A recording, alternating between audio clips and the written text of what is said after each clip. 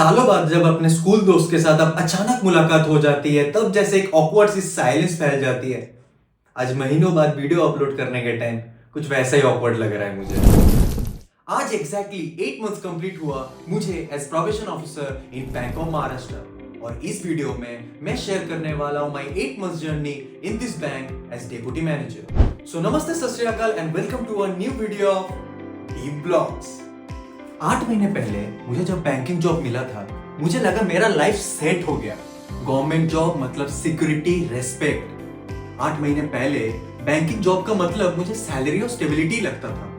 8 महीने पहले अगर कोई मुझसे पूछता इस बैंक जॉब वर्थ इट, तो मैं बिना सोचे हाँ बोल देता। लेकिन आज इन 8 महीने बाद इन सारे सवालों का जवाब थोड़ा कॉम्प्लिकेटेड है। तो जॉब के बाद जो पहला सवाल दिमाग में आता है कि भाई पोस्टिंग किधर मिला है।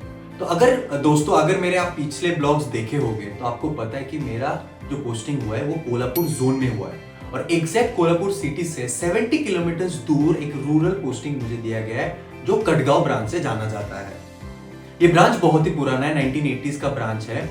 तो इस ब्रांच में जब मेरा पहला दिन एज ए डिप्टी मैनेजर जब मैं जा रहा था तो मैनेजर साहब मेरे को लेने आए थे। उनके साथ ब्रेकफास्ट करके जब मैं निकला था तो पहले 10 मिनट उनके कार से जब जाते हुए मुझे नज़ारे दिखे ना भाई, तो मेरे दिल से एक ही आवाज निकला कि भाई क्या नज़ारा है, क्या मस्त पोस्टिंग मिला है। जो रियल इंडिया मुझे दिखने को मिला था, रूरल इंडिया, वो मेरे दिल को छू गया। लेकिन भाई 10 मिनट बाद जब और 10 मिनट गाड़ी चला तो मुझे लगा भाई कितना नजारा है, भाई कहाँ पोस्टिंग मिला है। क्यूरियोसिटी मन में जाग रहा था, लेकिन तब भी भाई मैं अपने ब्रांच नहीं पहुंचा था। और फाइनली जब 30 मिनट्स बाद मैं अपने ब्रांच पहुंचा तब मुझे लगा भाड़ में गया नजारा, भाई पोस्टिंग किधर मिला है। तो जैसे तैसे करके मैं अपने ब्रांच पहुंचा, और ब्रांच में पहला दिन निकालने के बाद जब मैं मैनेजर साहब के साथ ही अराउंड 7:38 PM 7:30 के अराउंड में जब ब्रांच से निकला अपने पहले डे में, और जब मैं वापस आ रहा था होटल, तो वो 30 मिनट्स ड्राइव में भाई मुझे सिर्फ अंधेरा ही अंधेरा दिखा और मुझे कुछ नहीं दिखा। और वहां पे भाई मेरा फट गया। रिमोट लोकेशन है, जंगल एरिया है, उधर कुछ नहीं है भाई, उधर वो डेड एंड है। उसके बाद वो जो धरती राउंड वाला थ्योरी खत्म हो जाता है, उसके बाद धरती फ्लैट है और खत्म हो जाएगा। उसके बाद आप सीधा जाके मर्स में जाके टपकोगे। इतना दूर पोस्टिंग मिला है मुझे। तो पहले दिन में जब मैं फाइनली अपने होटल पहुंचा, भाई मैं अपने मम्मी को फोन करके बोल देता भाई मेरे से ये जॉब नहीं होने वाला है, मुझसे ना हो पाएगा। मैं अपने अदर ऑप्शंस एक्सप्लोर करने लग गया था। एसबीआई क्लर्क का रिजल्ट वाज अवेटिंग, तो मुझे लगा था कि अगर एसबीआई क्लर्क में हो जाता है तो भाई मैं बॉन्ड का पैसा भर के मैं इधर से निकलने वाला हूँ। लेकिन 8 महीने बाद अगर मुझे कोई बोले कि क्या आप होम टाउन जाना चाहते हो, तो जवाब अभी भी हाँ ही है। लेकिन अब मन बैठ गया इधर। अब 30 मिनट्स का ड्राइव मुझे ज्यादा दुखता नहीं है, अब वो अंधेरा मुझे ज्यादा चुभता नहीं है। शायद वो कहते हैं ना, इंसान को कोई भी चीज 21 दिन में आदत हो जाती है, शायद वो भी मेरे साथ हुआ। तो पोस्टिंग के टाइम में जोनल ऑफिस में मुझे एक सर ने बोल दिया था कि देखो रूरल पोस्टिंग तो सर्व करना ही पड़ेगा। तो अगर पहले टाइम में अगर तुम रूरल पोस्टिंग ले लेते हो तो बाद में अर्बन पोस्टिंग के चांसेस है, और वो बाद में कितना सच है वो तो बाद में ही पता चलेगा। लेकिन रूरल पोस्टिंग का कुछ चैलेंजेस भी हैं जो मुझे फेस करना पड़ा था, वो अब डिस्कस करेंगे। चैलेंज नंबर 1 कि मेरा ब्रांच लोकेशन। मेरा ब्रांच अराउंड 15 किलोमीटर दूर है जहाँ पे मैं रहता हूँ रेंट पे। तो 30 किलोमीटर अप डाउन रोज का कहानी है, रोज 1 आवर मुझे जाने और आने में लगता है। लेकिन 8 महीने बाद आज मुझे वही जो 30 मिनट्स जाने के टाइम में मैं वो नज़ारा देखता हूँ, वो 30 मिनट्स मुझे वर्थ इट लगता है। आने के टाइम प्रॉब्लम जरूर होता है, कोशिश करता हूँ कभी कभी अगर काम खत्म जल्दी हो जाए मैं जल्दी निकल जाऊँ, लेकिन लेट जब निकलता हूँ ब्रांच से प्रॉब्लम होता है क्योंकि एक भी हाईवे पे स्ट्रीट लाइट नहीं है। वो है चैलेंज हुआ। सेकेंड चैलेंज, इनिशियली जब मैं आया था ब्रांच पे तब जो मेजोरिटी कटगांव एक रूरल ब्रांच है, तो जो मेजोरिटी कस्टमर बेस है वो ओल्ड पीपल है। तो वो लोग मराठी छोड़ के कुछ बोल ही नहीं सकते थे, उनको हिंदी नहीं आता था। यंग पॉपुलेशन थोड़ा बहुत हिंदी बोल लेते थे, मेरे को समझ लेते थे, लेकिन जो वहाँ का मेजर पॉपुलेशन है ओल्ड पीपल, वो मराठी छोड़ के कुछ नहीं बोल पाते थे। तो वो जब अपने प्रॉब्लम्स मेरे को मराठी में बोलते थे मुझे कुछ समझ में नहीं आते थे। कभी कभी उसके लिए झगड़ा हुआ है, लेकिन मैं सब कुछ साइड में करके मराठी सीखने का बहुत कोशिश किया। और आज 8 महीने बाद उनको जब मैं मराठी में बात करके जब उनके प्रॉब्लम का सलूशन देता हूँ तो वो जो सेटिस्फेक्शन है वो शायद ही मैं कभी डिस्क्राइब कर पाऊँ। होय मराठी सीखतोय मी। एंड थर्ड चैलेंज, खाना। तो पहले जब मैं पोस्टिंग मिला था तब मैं खाना बना के ज़्यादा था, अभी भी खाना मैं ज़्यादा बना के ब्रांच में नहीं ले जाता था, क्योंकि वहाँ का बैंक सखी जो है मेरे लिए खाना लेके आता था। तो खाना एडजस्ट करने में भाई शुरू में मेरे को बहुत दिक्कत हुआ, लेकिन 8 महीने बाद वही खाना मुझे भाई बहुत स्वादिष्ट लगता है, उसके बिना तो भाई रह नहीं पाऊंगा। तो फोर्थ और लास्ट चैलेंज वो है मुझे घर ढूंढने में जो प्रॉब्लम है। अब सोचो, ट्रेनिंग से डायरेक्ट पोस्टिंग, निमराना में हुई ट्रेनिंग और पोस्टिंग डायरेक्ट दिया गया कोल्हापुर, उसके बाद डायरेक्ट ब्रांच। सेकेंड डे से मुझे ब्रांच में जाना पड़ा था, तो मुझे टाइम ही नहीं मिला घर ढूंढने में। मैं 10 से 11 दिन में घर ढूंढ रहा था, और उस 10 से 11 दिन में मैं होटल में ही था। पैसा तो भाई खुद से ही भरना पड़ेगा तुम्हें तब, जब तक तुम्हें लीस्ट एकोमोडेशन नहीं मिल जाए। तो वो 11 दिन घर ढूंढने में भाई मुझे बहुत तकलीफ हुई, क्योंकि बैंक से आप छुट्टी ले नहीं सकोगे घर ढूंढने के लिए। और संडे को आप सैटरडे संडे, अगर Saturday fourth second fourth Saturday मिलेगा तो सैटरडे मिलेगा, नहीं तो संडे के दिन ही आपको घर ढूंढना पड़ेगा। तो भाई, लेकिन जो भाई मुझे यहाँ पे भाई इतना खुशी होती है बोलने में, मैं जहाँ रहता हूँ गारगोटी में, यहाँ के लोग इतने प्यारे हैं, इतने अच्छे हैं, इतने हेल्पफुल हैं, कि उन्होंने जब सुना कि बैंक ऑफ महाराष्ट्र का एक मैनेजर, डेप्यूटी मैनेजर घर ढूंढ रहे हैं, उन्होंने खुद इतना एफर्ट्स लगा कि मुझे 5-6 घर दिखाए, और फाइनली मुझे ये घर पसंद आया, और यहाँ पे मैं एज ए लीज एकोमोडेशन रह रहा हूँ। और बारिश के टाइम कटगांव भाई चेरापुंजी और महाराष्ट्र हो जाता है, इतना बारिश। अब बारिश में भीगते भीगते हुए जाते हो और भीगते भीगते हुए आते हो। रात के टाइम तो खतरनाक लगता है भाई, 3 मीटर के आगे तो कुछ दिखता भी नहीं है। अब अंदाजे में गाड़ी चला रहे हो भाई, टुक्का मार रहे हो, घर पहुंच गए तो पहुंच गए, नहीं तो भगवान भरोसे। ठीक है, अब तो भाई अब खुशी है कि दुख है, अब तो कुछ पता भी नहीं चलता है, जो भी है भाई मस्त है। अब जो नेक्स्ट पार्ट डिस्कस करेंगे वो है मेरा job profile as a deputy manager in bank of Maharashtra. मेरा जॉब प्रोफाइल क्या है? तो सुबह सुबह जब मैं एक ब्रांच में पहुंचता हूँ तो पहला काम होता है कि HRMS खोल के अटेंडेंस पंच करो, जो कभी टाइम पे नहीं खुलता है तो मैं छोड़ देता हूँ अटेंडेंस बाद में पंच करने के लिए।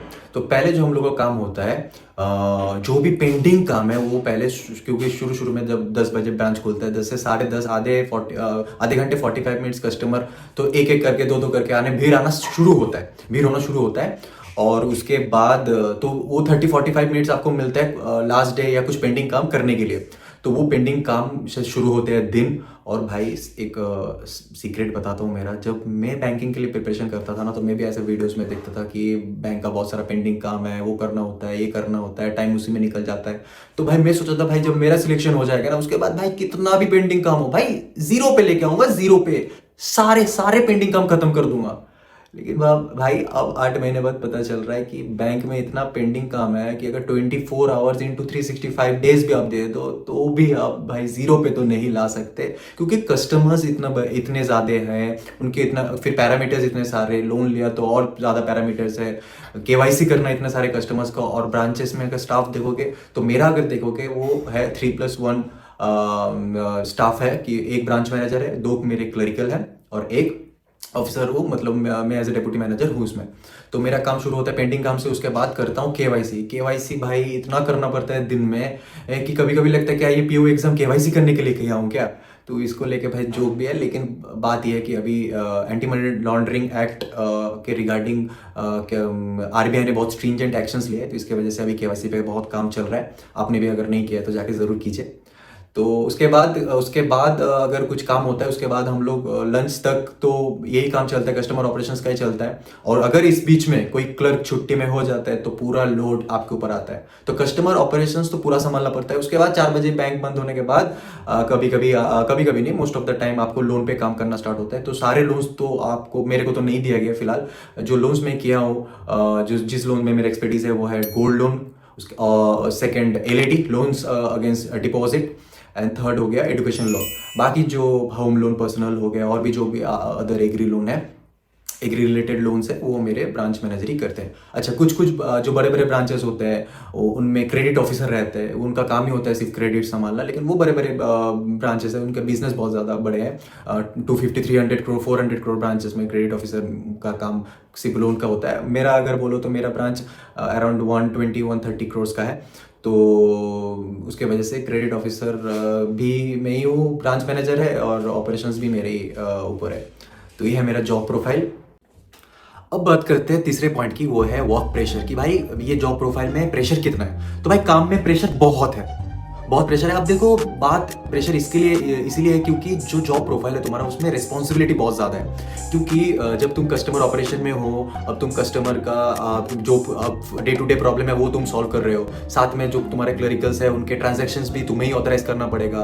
अब गोल्ड कीज़ या जो वॉल्ट की कीज़ है वो भी आपके पास है, तो कोई कस्टमर आके अगर वो कोई ऑर्नामेंट्स अपने सेफ से निकालना या चेक करना चाहता है तो उसको आप ही ऑथराइज पर्सन हो जो उनको वो ऑर्नामेंट्स दे सकते हो। साथ में भाई कोई कस्टमर आ गया डीसी स्कीम लेके, पीछे से कोई दफ्तरी आ गया कि ये डॉक्यूमेंट में साइन चाहिए, तो भाई प्रेशर बहुत है क्योंकि रिस्पॉन्सिबिलिटी बहुत है। और बीच में सैटरडे संडेज में हल्का सा एक मैसेज आ जाता है कि guys please come on Saturday Sundays. तो ज़्यादा कुछ नहीं करना है, बस ये बस मजाक है।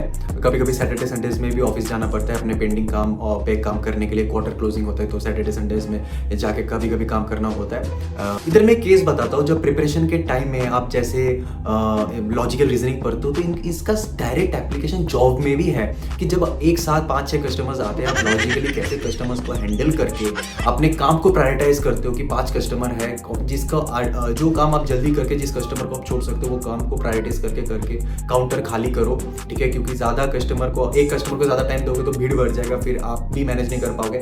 8 महीने पहले जब मेरे सामने 3-4 कस्टमर्स भी लाइन लगा लेते थे तो भाई मुझे डर लग जाता था। भाई मुझे लगता था कैसे भाई इनको सोल्यूशन दूँ, इनको एक साथ कैसे छोड़ूँ, सबका काम अर्जेंट है, सबको तुरंत सोल्यूशन चाहिए, तो मैनेज करना। तो मुझे मेंस का प्रेशर फील होने लगा कि मुझे लगा कि मैं IPS PO मेंस देने बैठा हूँ, तो वो प्रेशर बहुत रिलेवेंट लगा जॉब में। तो आज 8 महीने बाद वही प्रेशर बहुत यूज्ड टू हो चुका हूँ। अब कैसे काम करते हैं, कैसे काम को प्रायोरिटाइज करके पहले जो ईजी काम है उनको छोड़ के जो बाद में जो टाइम टेकिंग काम है वो खुद थोड़ा लेट करके पोस्टपोन करके कैसे करते हैं वो सीखा हूँ। तीसरा जो काम जैसे कोई प्रीलिम्स में जैसे हम लोग क्वेश्चंस को ईगो में नहीं ले सकते थे, अगर हुआ तो हुआ, नहीं तो let's move on to the next question. वैसे इधर कोई काम आया, कोई कस्टमर का प्रॉब्लम आया, अगर आपको लगा कि भाई मेरे से सॉल्व नहीं हो रहा है तो ज़्यादा टाइम वेस्ट किए बिना आप क्लरिकल से हेल्प ले सकते हो। अगर उनसे भी नहीं होता तो डायरेक्ट ब्रांच मैनेजर के केबिन में उनको भेज सकते हो।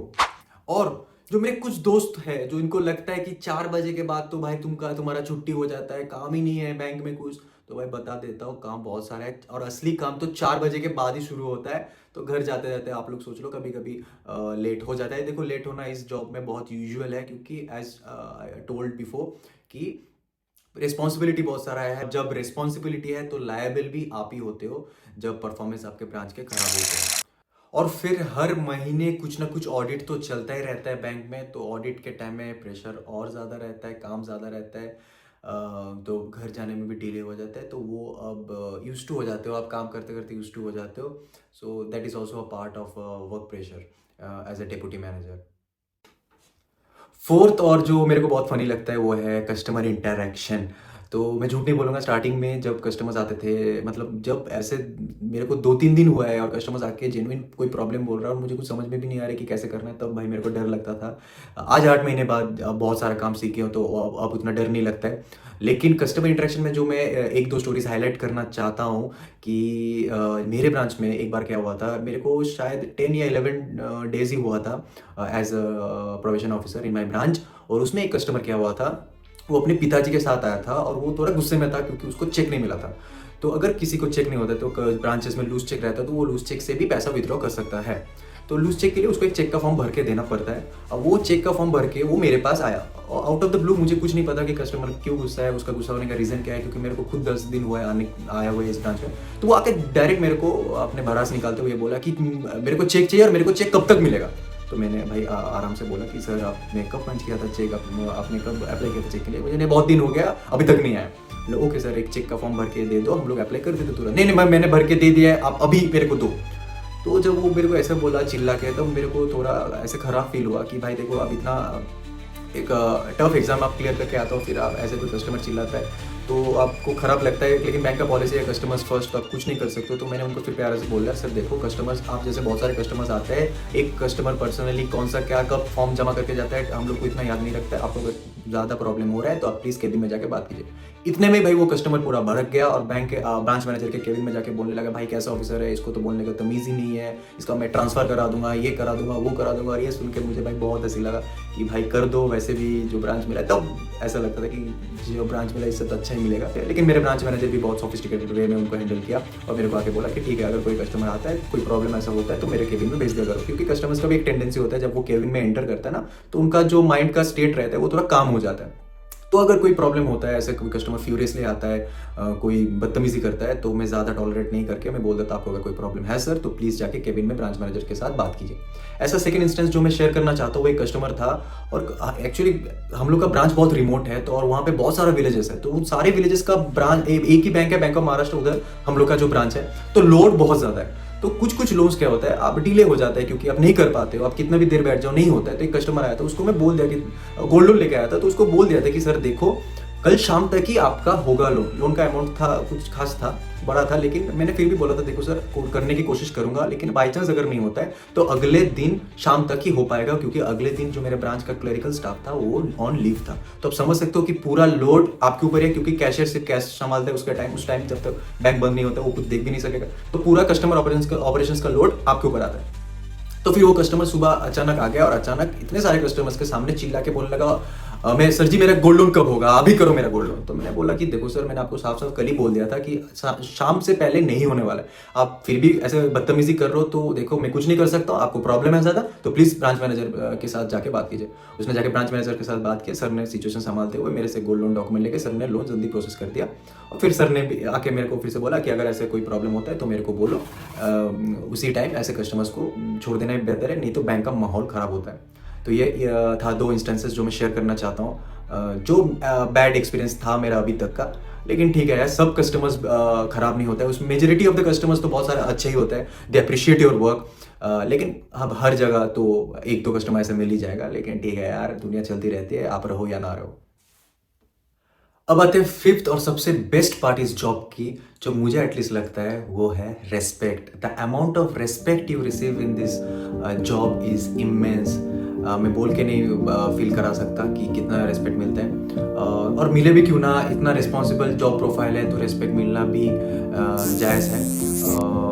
एक इंस्टेंस शेयर करना चाहूँगा कि जब मैं आया था ब्रांचेस में, कुछ 3-4 महीने बाद ही हम लोग के ब्रांच के सामने एक प्राइमरी स्कूल है, अभी भी दिन याद है, हिंदी दिवस था, तो हिंदी दिवस के लिए वो फंक्शन हुआ था स्कूल में, और स्कूल में एज अ चीफ गेस्ट मेरे को बुलाया गया था, मेरे को और कैशियर को।